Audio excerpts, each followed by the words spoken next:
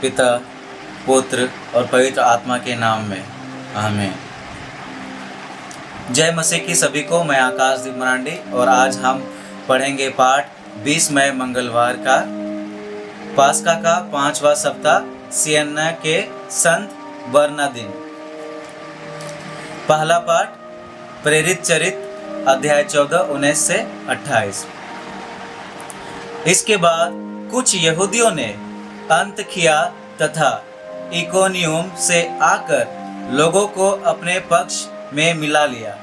वे पौलुस को पत्थरों से मारकर और मरा समझकर नगर के बाहर घसीट ले गए।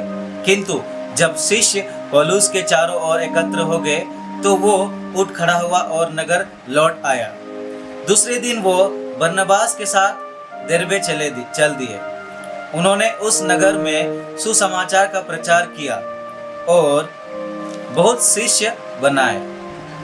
इसके बाद वे लुस्त्रा और इकोनियम होकर अंतकिया लौटे। वे शिष्यों को ढारस बांधते और यह कहते हुए विश्वास में दृढ़ रहने के लिए अनुरोध करते कि हम बहुत से कष्ट सहकर ईश्वर के राज्य में प्रवेश करना है। उन्होंने हर एक कलीसिया में अध्यक्षों को नियुक्त किया और प्रार्थना तथा उपवास करने के बाद उन लोगों को प्रभु के हाथों सौंप दिया जिसमें वे लोग विश्वास कर चुके थे।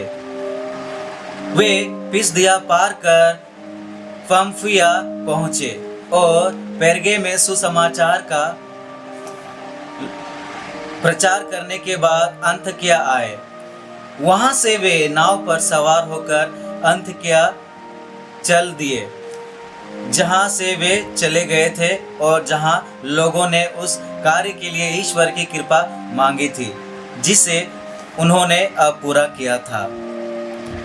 वहां पहुंचकर और कलीसिया की सभा बुलाकर वे बताते रहे कि ईश्वर ने उनके द्वारा क्या क्या किया और कैसे गैर यहूदियों के लिए विश्वास का द्वार खोला।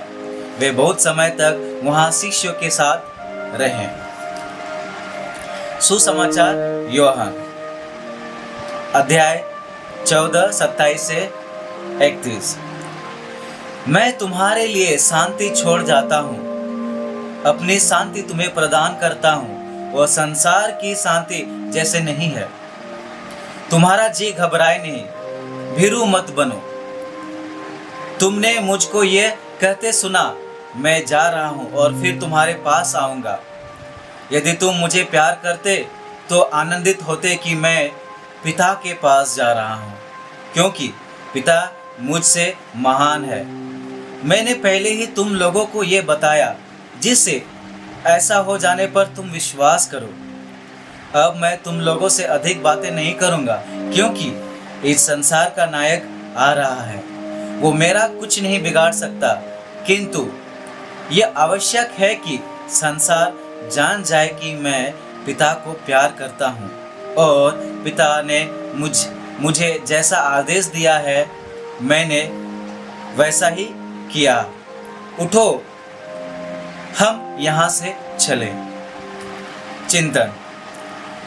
मैं तुम्हारे लिए शांति छोड़ जाता हूँ। आखिर यह शांति है क्या जिसे हम ढूंढने का प्रयास करते हैं?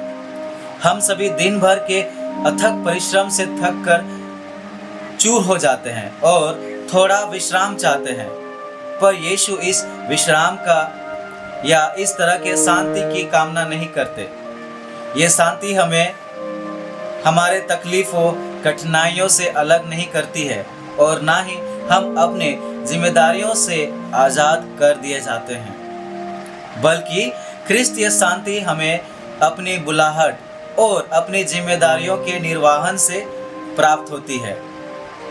संत पौलुस ने यीशु की बुलाहट को स्वीकार करते हुए उनके सुसमाचार के प्रचार की जिम्मेदारी अपने कंधे पर ले ली थी। इसलिए जब कभी भी जिम्मेदारियों के मद्देनज़र उन्हें प्रताड़नाओं का सामना करना पड़ा, वे घबराए नहीं बल्कि अपनी जिम्मेदारियों को भली भांति निभाए। ये थी उनके शांति का राज।